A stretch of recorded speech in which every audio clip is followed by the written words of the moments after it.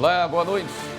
O Superior Tribunal de Justiça adia por 60 dias o julgamento de recursos no caso de Adriana Vilela, condenada por matar os pais e a empregada da família.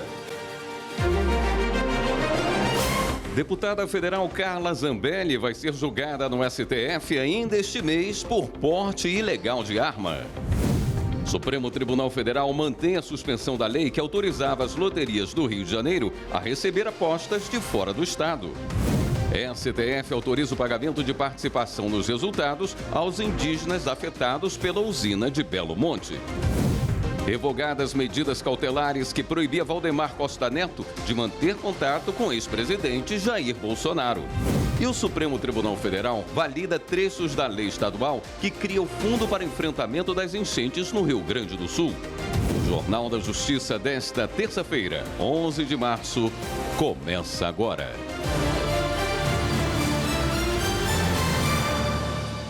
O Supremo Tribunal Federal vai julgar ainda este mês a deputada federal Carla Zambelli por porte ilegal de arma no caso da perseguição armada nas eleições de 2022 em São Paulo.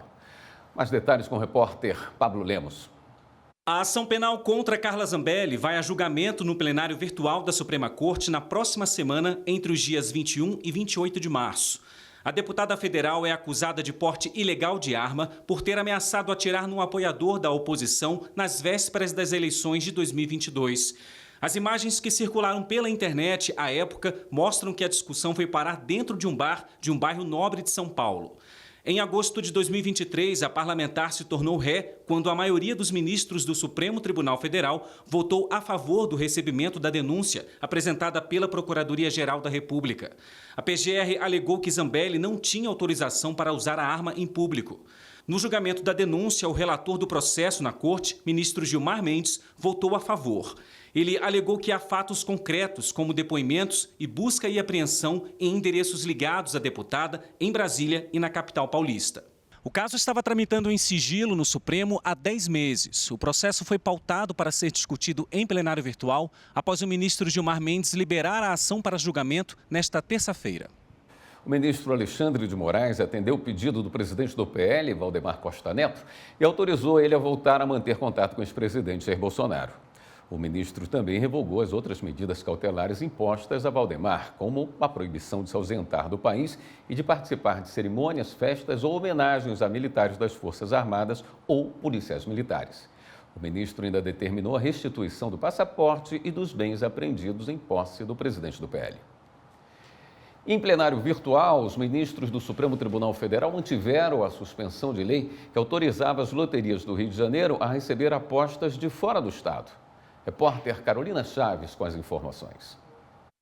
Por unanimidade, o STF confirmou a liminar do ministro André Mendonça, que havia proibido a Loterge, Loteria do Estado do Rio de Janeiro, que é a autarquia do estado responsável por fiscalizar as apostas, e o governo estadual de receber os jogos na modalidade virtual realizados fora do Rio.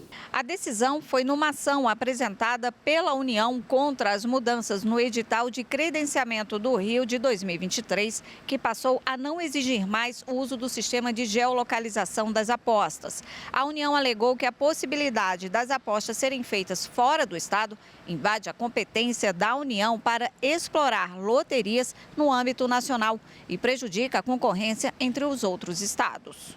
O edital contestado na ação permitia que apostas fossem realizadas apenas com uma declaração do apostador de que estava em território do estado. No voto, o ministro André Mendonça afirmou que esse mecanismo, na prática, significa a criação de uma espécie de ficção sobre os limites territoriais alargados do estado do Rio de Janeiro, usado para que o estado extrapole o limite de sua competência territorial.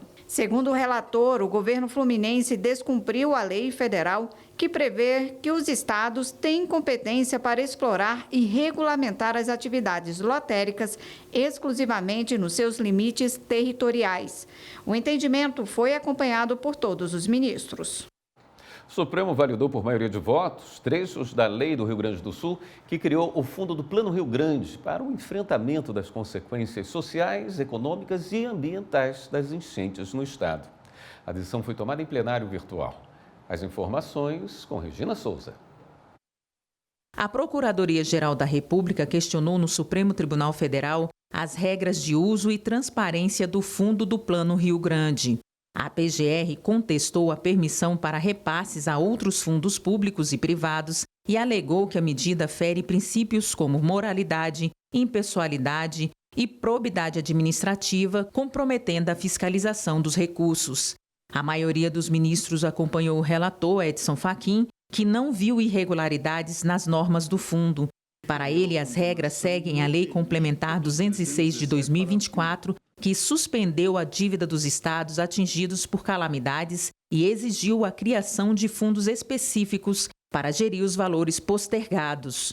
Fachin também defendeu que o uso de recursos do Fundo Especial em fundo financeiro privado, gerido por uma instituição controlada pelo Estado, não é ilegal, desde que respeite sua finalidade. Ele afastou a tese de violação aos princípios da administração pública, destacando que a lei prevê fiscalização dos valores.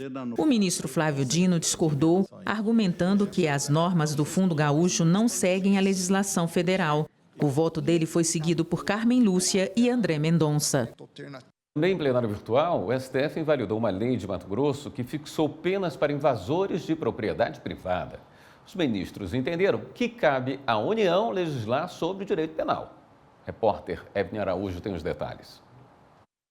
A lei mato-grossense, invalidada pelo Supremo, estabelecia sanções a ocupantes ilegais e invasores de propriedades privadas rurais e urbanas no estado.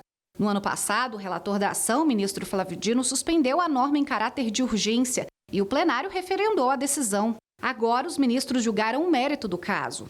As penas previstas na lei incluíam a restrição a benefícios sociais, veto à posse em cargo público e impossibilidade de contratar com o poder público estadual. Na ação, a Procuradoria-Geral da República alegava que a legislação invadiu a competência privativa da União para legislar sobre direito penal e para editar normas gerais de licitação e contratação pública. No julgamento, o ministro Flávio Dino reafirmou que a lei ampliou as sanções previstas no Código Penal e entrou indevidamente em campo legislativo reservado à União. Para o ministro, a criação de uma espécie de direito penal estadual abala as regras estruturantes da federação e cria grave insegurança jurídica, com risco de multiplicação de normas semelhantes. O ministro acrescentou que a legislação, ao vedar a contratação com o poder público estadual, criou restrições para além das impostas na norma federal sobre o tema. O STF vai julgar recurso contra a decisão do ministro Dias Toffoli, que considera constitucional lei do Rio de Janeiro que proíbe divulgação de informações sobre investigações. O repórter João Pedro Melo traz as informações. O agravo é da Procuradoria-Geral do Estado do Rio de Janeiro contra a decisão do ministro Dias Toffoli, que rejeitou um recurso que pedia a declaração de inconstitucionalidade de uma lei do Estado do Rio de Janeiro que proíbe a divulgação de informações de investigações por agentes públicos. A medida vale para agentes da área de segurança. Para Toffoli, a medida não invade a competência da União para legislar sobre o direito processual penal e está alinhada com princípios já definidos pelo STF. A lei foi aprovada pela Assembleia Legislativa do Rio de Janeiro em 2019. Proíbe que os agentes divulguem dados obtidos em investigações criminais, principalmente de maneira informal. Ela foi declarada constitucional pelo órgão especial do Tribunal de Justiça do Rio de Janeiro e, à época, foi vetada pelo então governador Luiz Fernando Pezão. O recurso pretende reverter a decisão do relator em votação no plenário do STF.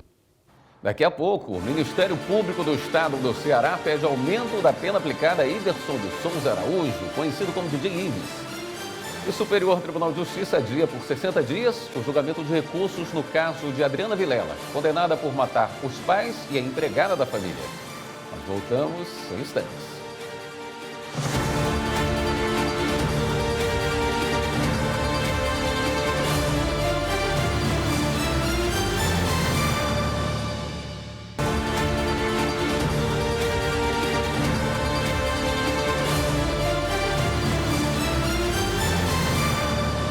O Ministério Público do Estado do Ceará entrou com recurso pedindo aumento da pena aplicada a Iverson de Souza Araújo, conhecido como DJ Ives.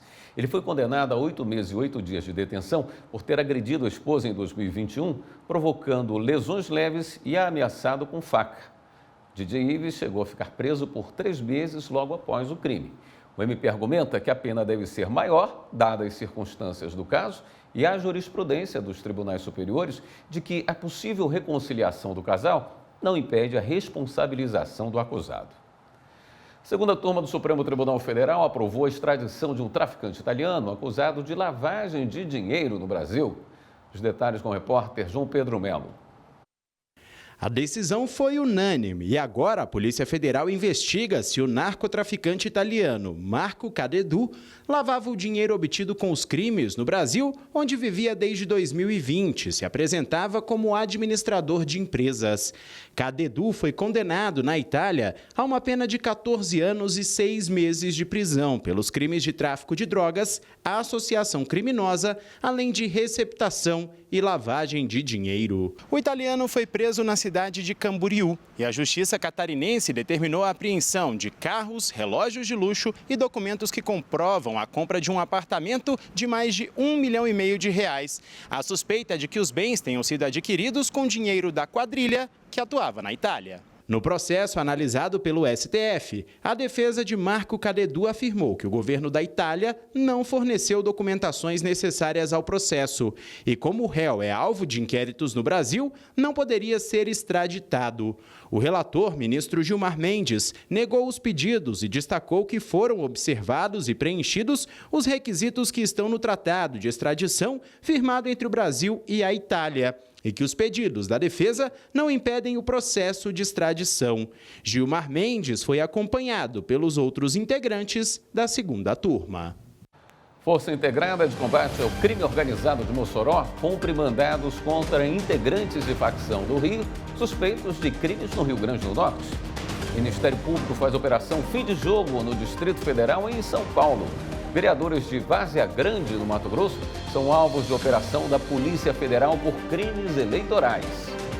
Confira os destaques. A Polícia Federal em Várzea Grande, no Mato Grosso, combate a compra de votos na região. 2 vereadores eleitos foram beneficiados com a compra de votos. Os suspeitos se utilizavam de promessa de pagamento em dinheiro e até mesmo fornecimento de água, óleo, diesel e outros benefícios. A Força Integrada de Combate ao Crime Organizado de Mossoró reprime crimes no Rio Grande do Norte praticados por uma facção do Rio de Janeiro. Foram presas 13 pessoas preventivamente e uma em flagrante, além de cumpridos 13 mandados de prisão temporária, 31 de busca e apreensão no Rio Grande do Norte, Ceará e Rio de Janeiro e feito bloqueio de 32 contas bancárias no valor de R$225,5 milhões de reais do patrimônio dos envolvidos. O grupo é suspeito de tráfico de drogas e de armas, lavagem de dinheiro, tortura e homicídio. O Ministério Público do Distrito Federal e Territórios fez uma operação de combate à manipulação de apostas esportivas e fraudes em resultados de jogos do Candangão 2024. Os mandados de busca e apreensão foram cumpridos no Distrito Federal e em 3 cidades de São Paulo. A equipe envolvida é o Santa Maria. Os alvos são suspeitos de envolvimento com as fraudes e com possíveis atos de lavagem de dinheiro. Os resultados dos jogos atingiam o placar de apostas fraudadas feitas em sites especializados na internet. Os ministros da 6ª Turma do Superior Tribunal de Justiça começaram hoje o julgamento da arquiteta Adriana Vilela, condenada pelo assassinato dos pais e da funcionária da família.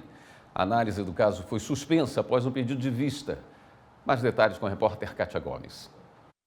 O julgamento começou com a sustentação oral do advogado da arquiteta Adriana Vilela. Em seguida, vieram as manifestações do Ministério Público e do assistente de acusação. Na sequência, o relator do caso, o ministro Rogério Schetti Cruz, votou para negar provimento ao recurso especial interposto por Adriana Vilela. O ministro também se posicionou a favor do pedido de execução imediata da pena privativa de liberdade feito pelo Ministério Público. O julgamento foi interrompido por um pedido de vista do presidente da 6ª Turma, ministro Sebastião Reis Júnior. Com isso, os ministros terão mais prazo para analisar o processo, que ainda não tem data para ser retomado. Adriana Vilela foi levada a júri popular e condenada. No Tribunal de Justiça do Distrito Federal e dos Territórios, a pena foi definida em 61 anos e 3 meses de prisão. A arquiteta é apontada como a mandante agravante do assassinato do pai, o ex-ministro do Tribunal Superior Eleitoral, José Guilherme Vilela, da mãe, Maria Carvalho Mendes Vilela, e da funcionária da família, Francisca Nascimento. O episódio ficou conhecido como crime da 113 Sul, quadra residencial de Brasília, onde em 2009 ocorreram as mortes. Daqui a pouco, o STF autoriza o pagamento de participação nos resultados aos indígenas afetados pela usina de Belo Monte. A Semana da Justiça pela Paz em Casa, evento promovido pelo CNJ em todo o país, incentiva a conscientização sobre a violência doméstica. Nós voltamos em instantes.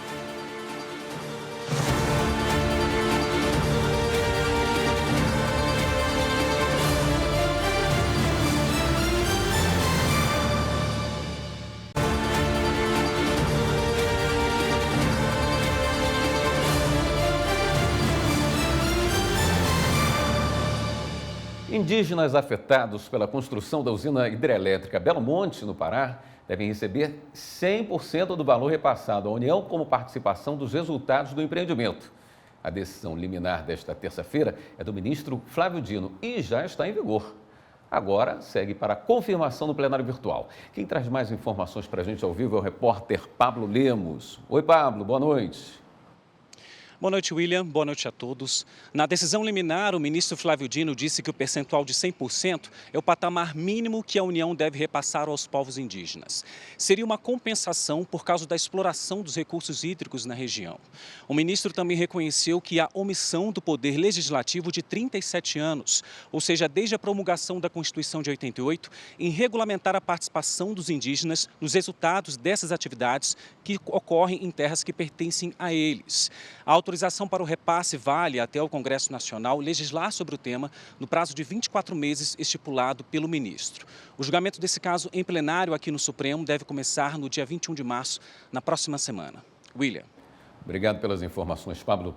O Tribunal de Justiça de Mato Grosso faz até a próxima sexta-feira a 29ª Semana da Justiça pela Paz em Casa, evento promovido pelo CNJ em todo o país. Veja a reportagem de Fernanda Fernandes.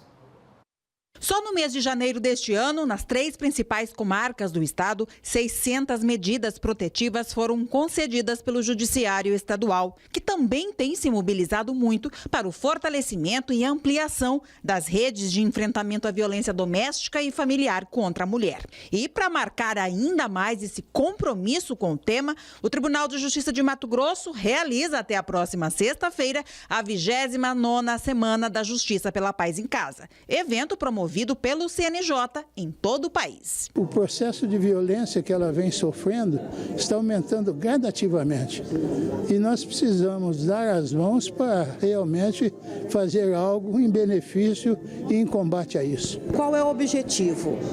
Priorização dos processos da violência doméstica. Além disso, os juízes que têm essa competência privativa ou cumulativa, eles vão estar trabalhando para criação e instalação das redes de enfrentamento à violência nos seus municípios. A palestra magna foi proferida pelo juiz Jefferson Quintieri, que falou sobre a razoável duração do processo no contexto da violência doméstica, tema de uma dissertação de mestrado. A demora num processo judicial uma demora indevida, uma dilação indevida, ela pode gerar uma sensação de impunidade. E isso acaba contribuindo, no meu modo de pensar, com o aumento da violência. Uma das convidadas para a abertura foi a senadora Margarete Busetti, autora da lei que aumenta para até 40 anos de prisão a pena para o crime de feminicídio. Quando você vê os números, é impossível você não se envolver, né? E propor, já que eu estou no legislativo, novas leis. Então, isso é muito importante.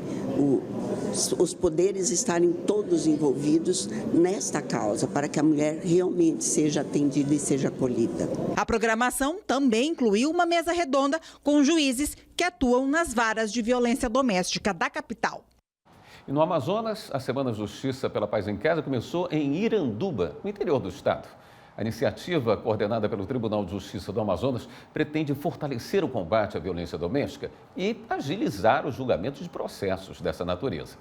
Além das audiências, a campanha também leva informações e conscientização à sociedade. Acompanhe na reportagem de Paulo André Nunes. Sofri agressão física, né? Quem me agrediu foi o meu ex-companheiro, quando nós morávamos juntos. A primeira vez que eu me recordo, ele tentou me enforcar com o meu próprio cabelo, eu tinha um cabelo grande. A segunda vez foi na estrada, deu um tapa no meu rosto e também sofri agressões verbais. O relato é de uma moradora do interior do Amazonas, que encontrou na justiça a esperança para reconstruir sua vida. Ela fez boletim de ocorrência, pediu a separação e hoje incentiva outras mulheres a denunciarem. Que elas procurem justiça e que elas coloquem no entendimento delas que aquele relacionamento chegou ao fim. Porque se a pessoa que promete para mim que vai cuidar de mim por todos os dias da minha vida não consegue cumprir o princípio básico de me trazer segurança e me agride de todas as formas, não faz sentido permanecer no relacionamento. A 29ª edição da Semana Justiça pela Paz em Casa é uma iniciativa do Conselho Nacional de Justiça. No Amazonas, ela é realizada pela Coordenadoria Estadual das Mulheres em Situação de Violência Doméstica e Familiar. E cerca de 1.900 processos estão pautados para a ação de esforço concentrado. Durante a solenidade, a desembargadora Graça Figueiredo destacou que a violência contra a mulher ainda é uma realidade alarmante. Apenas nos 2 primeiros meses deste ano, mais de 7.000 medidas protetivas foram concedidas no estado. É uma estatística que é alarmante, porque a cada 5 minutos no Brasil se mata uma mulher. É até difícil de acreditarmos nessa estatística, mas infelizmente é verdade. Mas o Poder Judiciário não abrirá mão, não cessará de trabalhar no sentido de coibir, de mostrar aos infratores que a justiça será feita e que terão um rigoroso julgamento e punição. Somente na comarca de Iranduba, na região metropolitana de Manaus, 155 processos serão julgados durante a Semana Justiça pela Paz em Casa. A juíza Larissa Pena ressaltou o impacto da iniciativa na celeridade dos casos de violência doméstica e na conscientização da sociedade. Nós nos sentimos muito honrados pela Semana da Paz em Casa ter sido iniciada aqui na cidade de Iranduba, na comarca de Iranduba, pois é uma semana de esforço concentrado nos julgamentos das ações que envolvem violência doméstica contra a mulher. E nós aqui em Iranduba temos uma demanda muito alta nessa temática e temos um esforço realmente de todo o sistema de justiça para julgar com celeridade esses processos e conscientizar essas mulheres da importância de fazerem as denúncias nessa temática.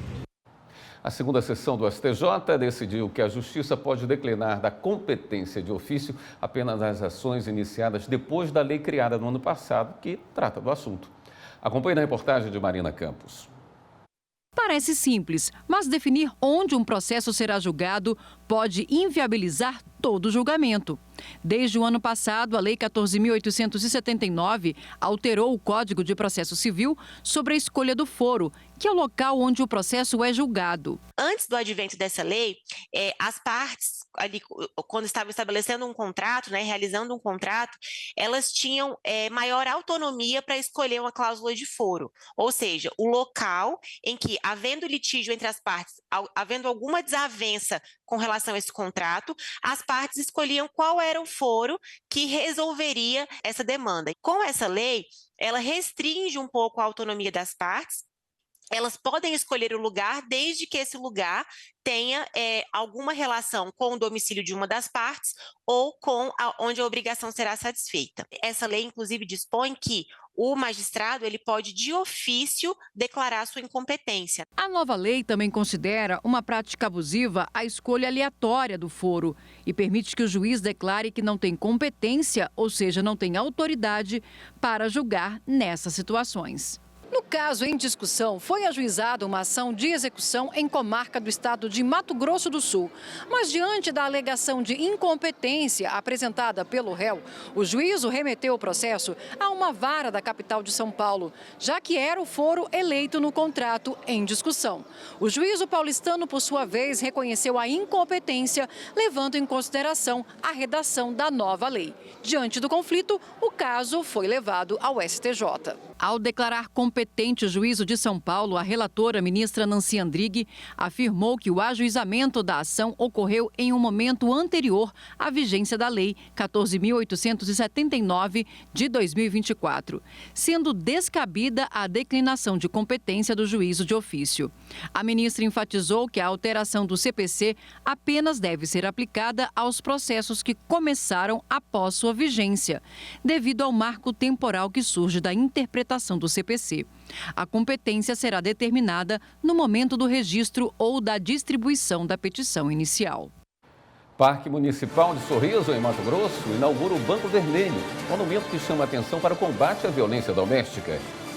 E o Conselho Nacional de Justiça também chama atenção para a violência doméstica e lança um novo painel para acompanhar dados sobre processos judiciais. Voltamos já.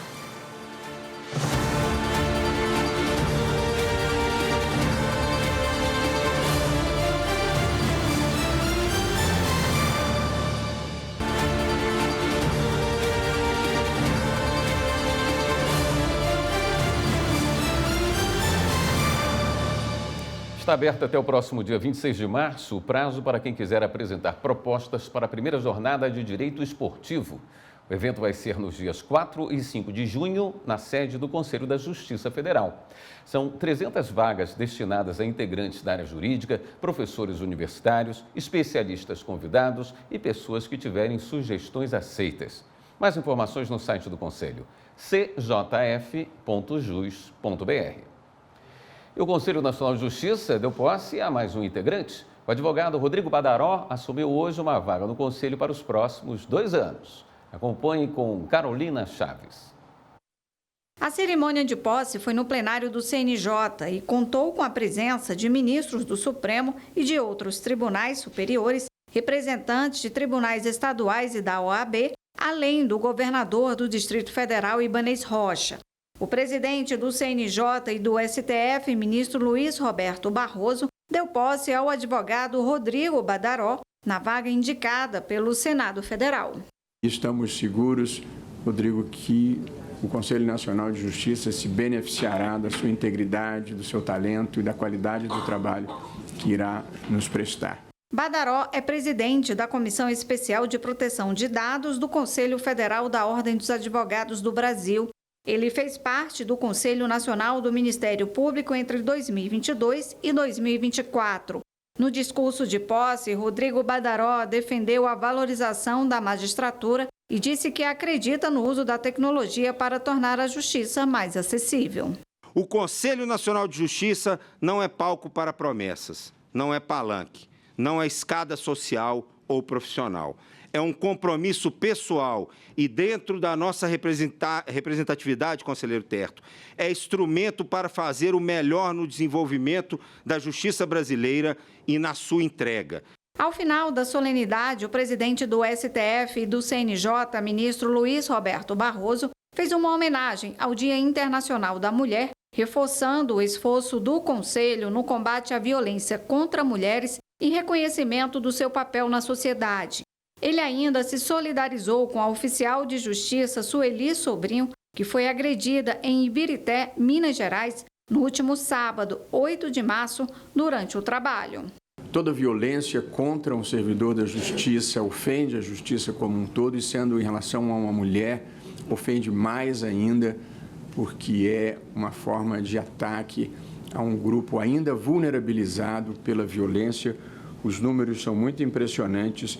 21 milhões de mulheres brasileiras sofreram violência no ano passado. 37% das mulheres noticiaram algum grau de violência. É uma epidemia que nós precisamos ser capazes de superar, utilizando o direito e, sobretudo, procurando conscientizar as pessoas do absurdo que é essa prática de violência. O Conselho Nacional de Justiça lançou um novo painel para acompanhar dados sobre processos judiciais relativos à violência doméstica, inclusive com decisões sobre medidas protetivas de urgência. A repórter Marta Ferreira acompanhou e tem os detalhes para a gente. A ferramenta foi aprimorada. Ela permite acompanhar a atuação em todas as etapas do processo. Logo no início, é possível ver dados sobre medidas protetivas, violência doméstica e feminicídios. Até o dia 31 de janeiro deste ano, por exemplo, foram registradas 53.588 medidas. O tempo médio entre o início do processo e a concessão da medida é de 4 dias. Uma das funções do Conselho Nacional de Justiça é obter dados de qualidade a propósito da atuação do Poder Judiciário para permitir que nós definamos adequadamente as políticas públicas a serem tomadas. Portanto, esse é o quadro, é o painel da violência contra a mulher, em que nós temos ali esses dados estarrecedores. Medidas protetivas em 2025, 53.588.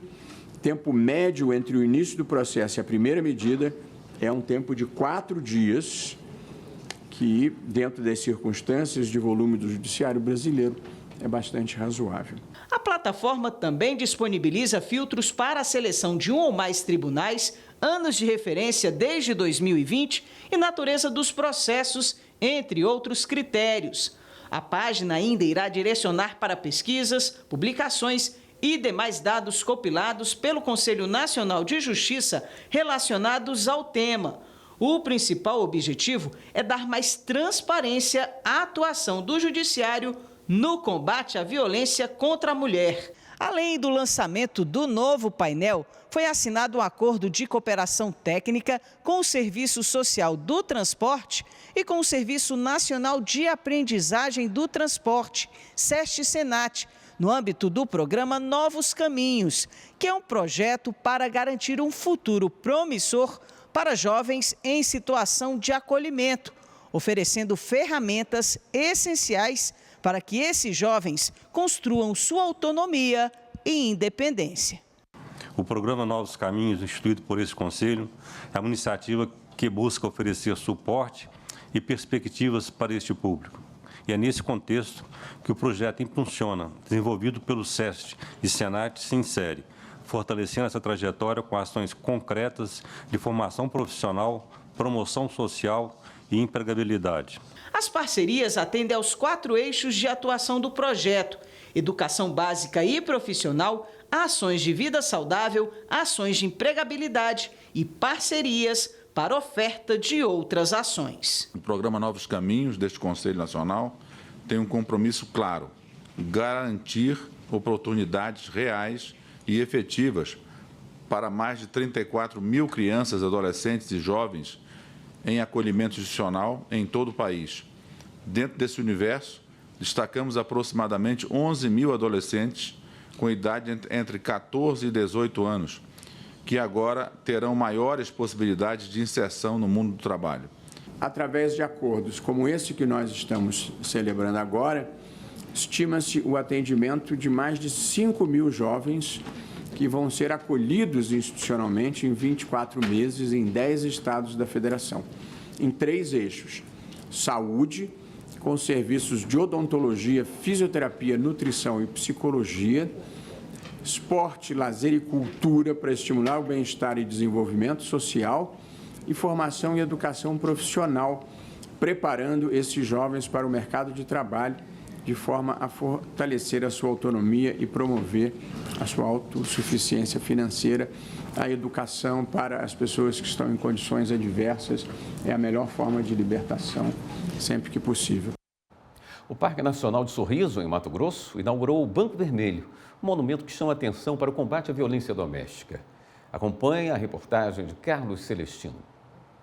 O Parque Municipal de Sorriso, na região norte de Mato Grosso, recebeu centenas de pessoas para a inauguração do Banco Vermelho, um monumento imponente que chama atenção para o combate à violência doméstica. O evento reuniu autoridades do Poder Judiciário, Executivo Estadual, Municipal e Senado para despertar a atenção da sociedade sobre o tema. A ação faz parte da programação especial de março, mês que marca o Dia Internacional da Mulher. E o Banco Vermelho mostra, nós estamos atentos, nós não podemos deixar de olhar o vermelho é a cor do sangue, é a cor da vida, né? E precisa ser olhado com todo o respeito.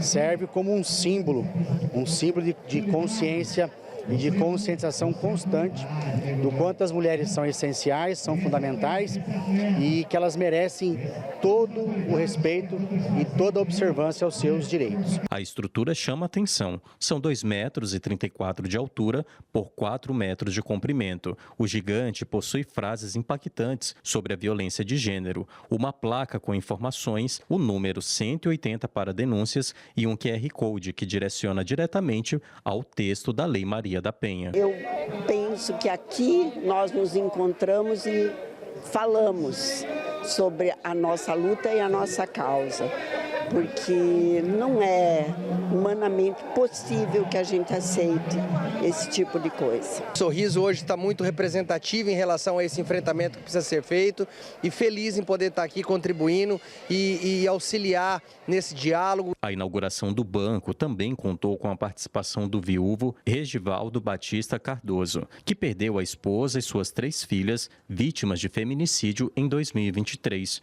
Nós queremos mostrar e estar junto e transformar esses índices. A presidente do TSE instituiu um programa para equilibrar as oportunidades entre gêneros no Poder Judiciário Eleitoral. Hoje o tribunal promoveu o evento Mulher Presente. Daniela Ramalho tem as informações. Personalidades, empresárias, autoridades e artistas. O evento faz parte de uma série de reflexões sobre o papel da mulher na democracia brasileira, que o TSE vem promovendo. No mês em que se comemora o Dia Internacional das Mulheres, o papel delas, nesse contexto, é de lutas, conquistas e esperança de que as vozes femininas sejam ouvidas e continuem cada vez mais fortes em espaços decisivos. Não há democracia sem a presença de todos os seres humanos. Nós somos mais da metade da população brasileira, nós somos mais da metade do eleitorado brasileiro e poderíamos decidir eleições. E parece que as instituições ainda não se deram conta de que a mulher importa. Importa para a sua existência, importa para a existência dos outros, importa para que a gente tenha uma democracia verdadeira. O evento Mulher Presente debateu violência doméstica, participação feminina na política, segurança da mulher, equidade de direitos entre elas e eles e gravidez e o mercado de trabalho. Para mim, assim, o pior é a desigualdade salarial. Porque essa não é uma questão de mentalidade, é questão de caneta. A cantora e compositora Marisa Monte falou sobre a participação das mulheres na arte brasileira. Num mercado historicamente dominado por homens, eu fiz escolhas que reafirmaram a minha autonomia. Criei um selo independente para produzir a minha própria música e busquei manter controle artístico e patrimonial da minha obra. Durante o evento, a presidente do TSE, ministra Carmen Lúcia, instituiu por meio de portaria o Programa Nacional de Incentivo à Participação Feminina e à Promoção de Paridade de Gênero nos tribunais regionais eleitorais e em todos os órgãos do Poder Judiciário Eleitoral, com o objetivo de promover o equilíbrio de oportunidades entre mulheres e homens em todas as unidades administrativas e judiciais da Justiça Eleitoral. Daqui a pouco, o Ministério Público Federal promove audiência pública para discutir o reconhecimento de terras indígenas na Bahia. E o Tribunal de Justiça de Rondônia abre edital de chamamento para os juízes participarem do programa Justiça Rápida Itinerante em comunidades ribeirinhas.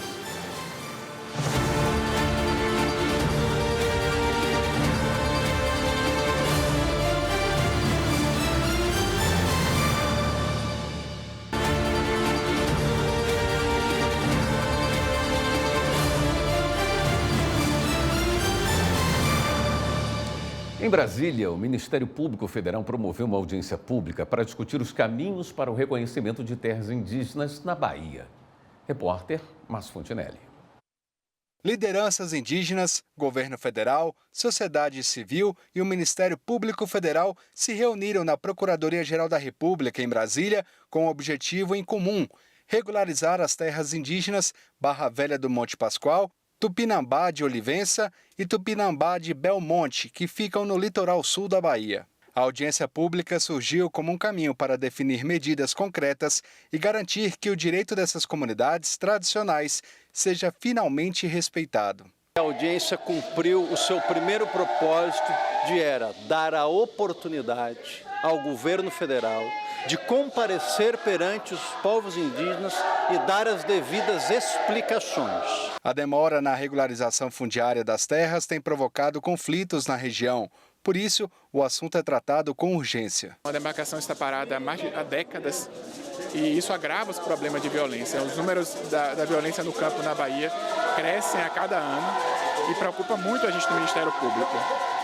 A gente não vê a situação, sem a demarcação, a gente não consegue imaginar como é que vai haver paz.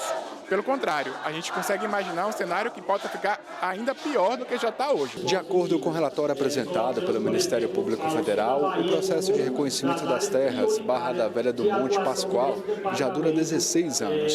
O dito Pinambá de Olivença está parado há 15 anos. E os trâmites para a demarcação definitiva de Belmonte estão sem resposta há 11 anos. Os moradores das comunidades afetadas pela falta de ação do poder público também participaram do encontro.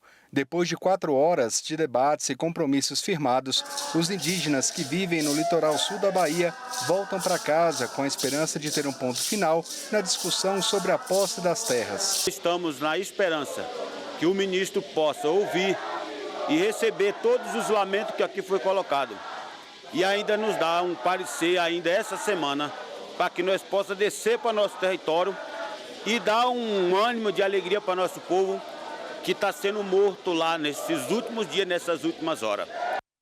O Tribunal de Justiça de Rondônia abriu o edital de chamamento para os juízes que têm o interesse em participar do programa Justiça Rápida Itinerante em comunidades ribeirinhas do estado. Foram abertas 6 vagas. Entre abril e maio, os magistrados selecionados ficarão a bordo do barco da Justiça para atender essas comunidades. Os juízes têm até o dia 5 de abril para se inscrever no programa. Outras informações no site do Tribunal de Justiça de Rondônia. A Justiça Itinerante do Rio Grande do Sul completou 1 ano. Acompanhe agora as conquistas do projeto com o repórter Mauro Vercoisa. De fevereiro de 2024 até agora, foram realizados mais de 2.000 atendimentos. Durante as enchentes de maio do ano passado, o ônibus do TJRS foi atingido pelas águas, mas o projeto não parou. Foi direcionado para os abrigos temporários e deu um suporte essencial para a recuperação de documentos e restauração da cidadania de milhares de gaúchos. Foram diversas ações que aproximaram ainda mais o judiciário da população. Está fechando 1 ano da Justiça Itinerante e 1 ano de, assim, que a gente pode dizer que a gente teve resultados bem positivos. O objetivo da Justiça Itinerante é levar o Poder Judiciário para próximo das pessoas, é concretizar o princípio do acesso à justiça, que às vezes as pessoas que estão mais distantes dos centros, elas não conseguem ter esse acesso. Então, é essa facilitação que a gente fornece com a Justiça Itinerante. A gente já passa de 2.000 atendimentos desde o início da Justiça Itinerante e, como tu bem disseste, a gente teve um problema grande ali na enchente, que o nosso ônibus foi atingido pela enchente e a gente teve que, de outras formas, conseguir seguir com o atendimento da Justiça Itinerante sem o ônibus. A Justiça Itinerante foi pensada com o ônibus, mas a gente, sem o ônibus, pensou como é que a gente vai fazer para atender essa população que precisa. Então, a gente acabou dando um jeito de indo até abrigos, indo até locais, participando de mutirões, levando a Justiça Itinerante. E agora, recentemente, a gente voltou a ter o nosso ônibus funcionando e a gente, então, voltou o atendimento com o ônibus lá no extremo sul, lá em Belém Novo, em Porto Alegre. Do total de atendimentos realizados, foram ajuizados apenas 100 processos. As demais demandas foram solucionadas sem a necessidade de judicialização. A Justiça Itinerante, ela tem o objetivo de estar próximo da população, especialmente essa população que ela, de alguma forma, está mais marginalizada, necessitando, mais vulnerável.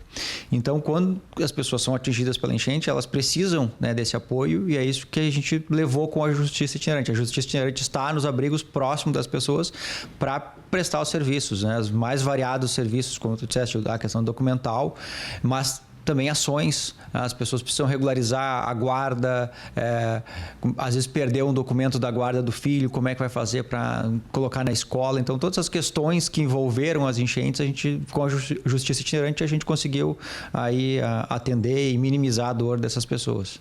Neste ano, as atividades do Justiça Itinerante foram retomadas com o ônibus do projeto. Todas as quintas-feiras, o atendimento ocorre no bairro Belém Novo, em frente à subprefeitura extremo sul da capital gaúcha, das 9 às 15 horas. E novos locais estão programados para ações em outros dias da semana. O ônibus ele é muito representativo da Justiça Itinerante. Ele foi pensado para ser feito com o ônibus, né? Com a ideia de justiça itinerante que ela vá até o local onde as pessoas precisam. Então, o ônibus é o nosso símbolo e ele voltar à atuação para a gente é realmente bem importante. E a nossa ideia é ampliar a justiça itinerante. Agora, nós queremos levar para a zona norte de Porto Alegre e depois ir ampliando. A justiça itinerante, ela atua em Belém Novo, no extremo sul de Porto Alegre, às quintas-feiras, uma vez por semana. Toda quinta-feira ela está lá. A nossa ideia é colocar aos poucos em outros dias da semana, até que a gente complete todos os dias da semana com ônibus em algum lugar. Então esse é o nosso objetivo. A gente vai aos poucos, porque não é simples fazer toda essa movimentação, mas então a nossa ideia é já nos próximos meses a gente ampliar, ir para a zona norte de Porto Alegre e aí na sequência a gente colocando em cada um dos dias da semana, colocando a justiça itinerante em mais locais de Porto Alegre. A pedido do Ministério Público Federal, a Justiça decretou a prisão de um homem acusado de transportar de forma ilegal minérios no Amazonas. Mais informações com Márcio Fontinelli. Em Manaus, no Amazonas, a Justiça decretou a prisão de um homem que estava com 6 toneladas de minérios sem a autorização da Secretaria do Meio Ambiente do Estado. A decisão partiu de uma ação do Ministério Público Federal que apontou que o acusado, que respondia pelo crime em liberdade, estava descumprindo as medidas cautelares impostas a ele e a mais 5 pessoas investigadas pelo mesmo caso. Todos foram presos pela Polícia Federal em um caminhão cheio de minérios sem a documentação necessária. Essa edição do Jornal da Justiça fica por aqui. Uma boa noite para você. Até amanhã.